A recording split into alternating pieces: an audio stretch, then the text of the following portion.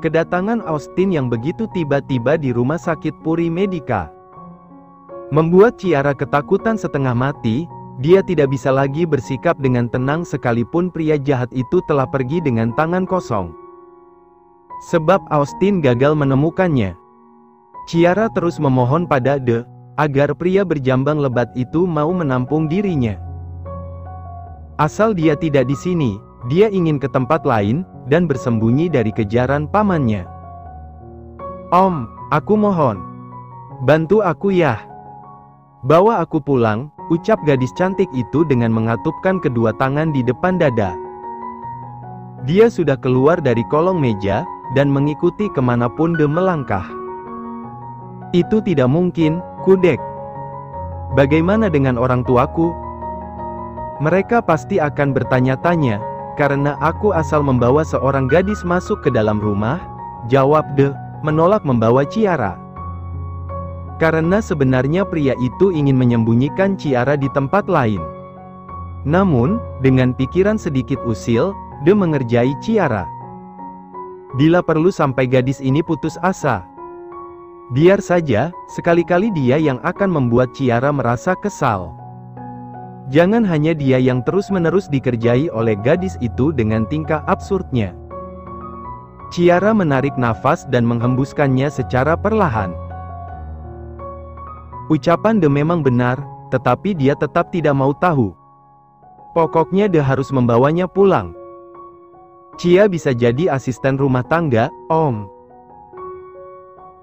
Artku sudah banyak, bahkan Momi baru memecat beberapa di antara mereka, karena tidak terlalu dibutuhkan. Ya ampun, Om. Tambah satu lagi masa nggak bisa? Cia cantik loh Om, bisa jadi Art yang dibanggain sama mominya Om, cerocos Ciara, masih membujuk De agar memenuhi permintaannya. Mendengar ucapan Ciara yang begitu percaya diri, De sedikit menahan senyum. Bisa-bisanya gadis ini malah obral kecantikan hanya untuk menjadi seorang asisten rumah tangga. Seperti sedang audisi ajang pencarian menantu saja. De melipat kedua tangannya di depan dada. Dia membalik badan ke arah jendela. Dan Ciara mengikuti gerakan itu. Membuat De memutar bola matanya jengah. De menatap Ciara dengan mimik wajah sungguh-sungguh. Art itu tidak perlu cantik, yang penting bisa bekerja. Bagaimana denganmu? Menyapu dan mengepel saja perlu berulang kali baru bersih. Ciara mendesah kecil. Cia bisa belajar, Om. Lagian Om nolong orang kok setengah-setengah sih, cetus Ciara yang mulai kesal, karena De memiliki banyak alasan untuk menolak dirinya. Dia mengerucutkan bibir dengan bahu yang sedikit merosot. Sedangkan otaknya tengah mencari cara, agar De mengalah dan mau membawanya pulang ke rumah. Om, panggil Ciara sambil menengadah. Sebab tinggi badannya jauh sekali dengan De. Apa? Cia nggak usah dibayar deh, yang penting dapat makan. Cia nggak mau di sini, Cia takut Paman Austin datang lagi. Jelasnya dengan bola mata yang berkaca-kaca. Siap untuk menangis. Sebab dia sudah tidak tahu lagi dengan apa agar De mau menolongnya. Melihat itu, De malah terkekeh kecil. Merasa lucu dengan sikap Ciara yang sudah pasrah. Suatu pemandangan langka, yang baru pernah tercipta. De mengeluarkan kekehannya di depan orang lain, bukan di depan keluarga. Tanpa Ciara duga, De memasangkan jaket miliknya yang selama ini dia tinggal di rumah sakit. Juga syal untuk menutup wajah Ciara. Jangan banyak drama. Aku akan membawamu pergi dari sini. Tapi bukan pulang ke rumah. Ucap De lalu menarik lengan Ciara agar ikut bersamanya. Ciara yang belum mampu memahami situasi yang tengah dia hadapi, hanya mampu berkedip-kedip, sebab kini hanya ada bola mata gadis itu yang terlihat. Ciara tersadar, saat mereka sudah sampai di depan sebuah mobil mewah milik De. Ciara menatap De yang perlahan melepaskan pegangan tangan mereka, lalu membuka pintu. "Masuklah," titah De. Namun, Ciara bergeming. Dia menatap De dengan menyipit, seolah curiga De telah menyusun rencana. "Cepat, atau aku meninggalkanmu di sini," ketus De. Sudah tahu dia bukan tipe pria penyabar. Akan tetapi Ciara selalu mengujinya dengan berbagai tingkah menyebalkan. Mendengar itu, Ciara langsung masuk dan mengambil posisi aman. Dia tersenyum lebar di balik syal itu. Dia sudah salah sangka, sebab De bukan pria tega seperti yang ada di pikirannya. Akhirnya, malam ini Ciara bisa sedikit bernafas dengan lega. "Om, kita mau kemana?" Satu kalimat itu senantiasa berdengung di telinga De. Sepanjang perjalanan, Ciara benar-benar tak mau diam. Ada saja yang gadis itu bicarakan. "Om, kalau orang nanya dijawab dong," ujar Ciara, melirik De yang fokus ke jalanan. Pria itu terlihat menghembuskan nafas, lalu memutar setir ke arah kanan. "Apa mulutmu tidak memiliki rem?" tanya De tanpa memalingkan wajahnya. Pandangan mata pria itu lurus ke depan, sambil mengingat-ingat bahwa jalur yang dia tempuh adalah benar. "Abisnya Om gak mau jawab, aku jadi ngomong terus. Kamu akan tahu setelah kita sampai." Ciara menghembuskan nafas kasar. "Kalau gitu aku gak perlu nanya dong, Om." Mendengar itu, De tak berniat untuk menimpali ucapan Ciara. Dia hanya menarik sudut bibirnya dan sedikit melihat pelang yang ada di sisi jalan. Hingga tak berapa lama kemudian, mereka akhirnya sampai di kawasan apartemen elit dengan keamanan dan kenyamanan super wah. Ciara hanya melongo sambil menatap takjub gedung pencakar langit tersebut. Benarkah dia akan membawanya tinggal di sini? Hanya berdua? Ciara melamun dan sibuk dengan pikirannya. Gadis itu sampai tak sadar kalau De sudah memberhentikan kendaraan roda empatnya di basemen. Ini adalah basemen apartemen Anek. Sebelumnya De sudah meminta password apartemen, sebab hanya tempat ini yang aman untuk Ciara. "Ayo turun," ajak De, melihat Ciara yang masih mematung dan menelaah suasana sekitar. Dia melihat De yang sudah ada di luar. Akhirnya Ciara menurut, dia ikut keluar dari mobil dan mengekor pada De yang sudah lebih dulu melangkah. "Om," panggil Ciara, sedangkan matanya tak berhenti untuk melirik ke sana kemari. Sepertinya De memang benar-benar pria kaya. Sebab penghuni apartemen ini pasti membayar sangat mahal. De tak menghentikan langkah, hingga sebab hari sudah semakin malam. Dia tak punya waktu untuk meladeni Ciara yang pasti akan banyak melontarkan pertanyaan. "Kita akan tinggal di sini?" tanya Ciara. Mereka berhenti di depan lift. De memencet tombol, hingga pintu lift terbuka. Mereka masuk dan naik ke unit apartemen milik Anek. "Tidak." Ciara langsung menengadah. "Apa maksudnya tidak? Lalu untuk apa mereka kemari kalau tidak untuk tinggal bersama? Apa sebenarnya rencana De?" Ciara mundur beberapa langkah, sementara De sedikit menyeringai, tetapi Ciara tidak akan bisa melihatnya, sebab gadis itu berdiri di belakang tubuhnya. "Hanya kamu yang akan tinggal di sini. Aku akan tetap pulang," sambung De, membuat Ciara menghela nafas lega. Namun, detik selanjutnya Ciara langsung menegakkan tubuhnya dan berdiri di depan De. "Aku sendirian dong, Om." De mengangguk.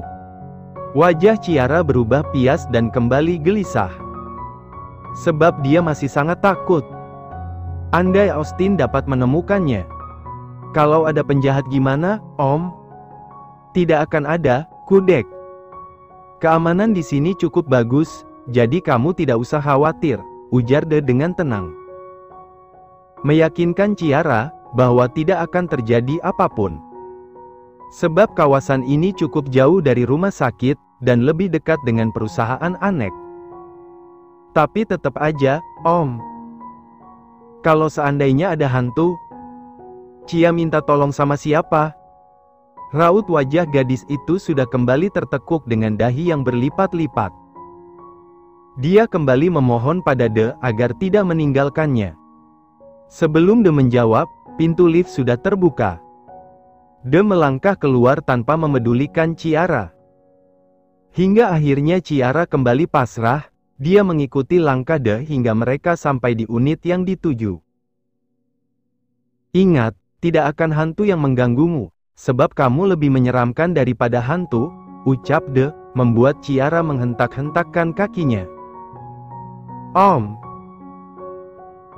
De masuk ke dalam apartemen, dia melangkah dengan kedua tangan yang masuk ke dalam saku celana. Tak ingin berlama-lama, dia langsung menuju kamar tempat di mana Ciara akan beristirahat. Di sini kamarmu, untuk urusan baju dan bahan makanan nanti kita beli bersama. Sekarang pakai saja yang ada, ujar De menunjuk ranjang, lalu membuka lemari pakaian di mana beberapa baju milik Jenny berjajar. Tapi Cia tidak bisa memasak, timpal gadis itu, untuk seumur hidupnya, dia memang tidak pernah memegang alat-alat dapur. Apalagi sampai menyalakan kompor. Sudah dipastikan, kalau itu terjadi rumah akan kebakaran. Aku tahu, dan aku akan mengajarimu. Makanya menurut, sekarang naik ke atas ranjangmu dan beristirahat. Kamu masih sedikit demam, tanganmu panas. De bicara seperti itu, sebab dia merasakan telapak tangan Ciara yang hangat saat ada dalam genggamannya. Melihat De yang sudah bicara seserius itu, akhirnya Ciara mengangguk patuh. Ciara tak melepas jaket yang melekat di tubuhnya, dia langsung berbaring dan menarik selimut hingga ujung kepala saja yang tersisa. Tidurlah, aku akan di sini sampai kamu benar-benar nyenyak. Ciara hendak menjawab ucapan De, tetapi pria itu lebih dulu mematikan lampu utama. Membuat Ciara tak bisa berkutik, dan akhirnya memilih untuk memejamkan mata. Austin mendengus kasar sebab gagal untuk membawa Ciara pulang. Padahal dia sudah sangat yakin, bahwa sang keponakan berada di rumah sakit itu. Austin mengamuk dengan melempar semua benda yang ada di meja. Tak lupa sebagai teman rasa kesalnya dia menenggak beberapa botol minuman dan juga benda bernikotin yang terselip di antara jari telunjuk dan jari tengah. Benar-benar sial, apa dia tahu kalau aku datang? Cih, pasti ada seseorang yang membantunya. Mata Austin menyalak tajam, dia benar-benar merasa geram. Dia merogoh ponsel dengan tidak sabaran, dan mencari nomor seseorang. Hah! Rasanya dia ingin sedikit bersenang-senang untuk melampiaskan kekesalannya. Cepat datang ke tempatku malam ini, ucap Austin to the point saat panggilan itu sudah terhubung. Lantas setelah itu, dia langsung melempar ponsel dengan asal. Sementara di sisi lain, Rihanna langsung menggerakkan bola matanya gelisah. Dia menurunkan tangannya yang menggenggam ponsel dengan lemah. Kemudian tanpa ingin mengulur waktu ia masuk kembali ke ruangan suaminya dan menemui Clarissa.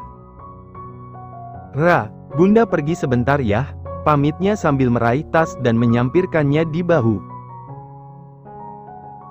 Kening Clarissa mengernyit. Bunda mau kemana? Ini sudah cukup malam. Bunda ada urusan sebentar, Bunda pasti akan secepatnya kembali, jawab wanita itu dengan tersenyum. Tak memiliki alasan lagi untuk menahan Rihanna, akhirnya Clarissa membiarkan sang ibu pergi meninggalkannya berdua dengan sang ayah. Sudah beberapa saat, tetapi Ciara tak dapat terlelap juga. Dia seolah trauma dengan ruangan yang gelap, dada gadis itu senantiasa diliputi rasa was-was, dia membolak-balikkan badan, tetapi nyatanya tetap tak dapat menenangkan pikirannya. Wajah Austin dengan seringai menyeramkan selalu memenghantui, seolah tak memberikan Ciara izin agar hidup dengan tenang. Dan pergerakan itu membuat seseorang yang duduk di sofa mengangkat wajah. Perlahan-lahan De membuka matanya. De mendengar suara gesekan tubuh Ciara yang tak mau diam. Akhirnya pria tampan itu kembali mendudukkan tubuhnya dengan tegak dan menyalakan lampu. Kedua pasang mata itu langsung saling tatap. Di atas ranjang, Ciara menoleh ke arah kanan, dan menatap De dengan kening yang berkerut. Sebelum De bertanya, Ciara lebih dulu merengek. "Aku nggak bisa tidur, Om." De mendesah kecil dan memejamkan mata sejenak. "Kenapa?" "Aku takut ruangan gelap, karena semalam aku mimpi buruk." "Aku jadi takut," terang Ciara dengan helaan nafas yang terdengar gundah. Dia bicara apa adanya. Tak ingin membuat Ciara merengek dan terus mengoceh, akhirnya De membiarkan lampu utama tetap hidup. Dia bangkit dan mendudukkan diri di sisi ranjang. Tepatnya di samping kepala Ciara. "Jangan banyak bicara lagi, sekarang tidurlah." "Aku di sini, tidak ada yang perlu kamu khawatirkan lagi," ujar De dengan sorot mata yang mulai melayu, sebab dia pun sudah ingin beristirahat. Akhirnya Ciara mengangguk patuh. Dia menarik selimut hingga ke leher. Satu tangannya berputar mencari muara penyanggah, sebab dia pun tidak akan merasa nyaman jika pengait itu masih menyatu. De hanya memerhatikan Ciara yang bergerak-gerak sementara mata gadis itu terpejam. Tak ingin berkomentar, akhirnya dia hanya diam. Suasana malam semakin berkelebat. Di luar sana beberapa kali angin menamparkan jendela, beradu dengan dengkuran halus yang Ciara ciptakan. Gadis cantik itu menggeliat mencari kehangatan. Dingin malam seolah membawanya hanyut, hingga tanpa terasa tangan langsing itu meraih pinggang seseorang yang berada di sampingnya. De yang kala itu sudah meluruskan kaki dan bersandar di kepala ranjang, mengerjap menatap Ciara yang tiba-tiba memeluk anggota tubuhnya. Dia ingin memberontak, tetapi melihat Ciara yang sudah terlelap nyenyak, membuat De merasa tak tega. Dia malah terus memperhatikan wajah cantik gadis itu yang terasa begitu tenang saat tidur. Tidak absurd apalagi pecicilan. Menciptakan sebuah kedutan di sisi bibir pria bak kulkas 2 pintu itu. Tanpa sadar tangannya terangkat, jari jemari De sudah ingin bermuara di puncak kepala Ciara. Tetapi seketika De langsung membuang wajah. Dia hanya anak kecil, De. Tangan De beralih untuk membetulkan selimut Ciara. Hingga tanpa terasa dia pun ikut tertidur di ranjang yang sama. Dia tidak khawatir Zoya akan mencarinya, sebab setelah menghubungi Anek, dia pun menghubungi sang ibu bahwa kemungkinan dia akan tidur di rumah sakit.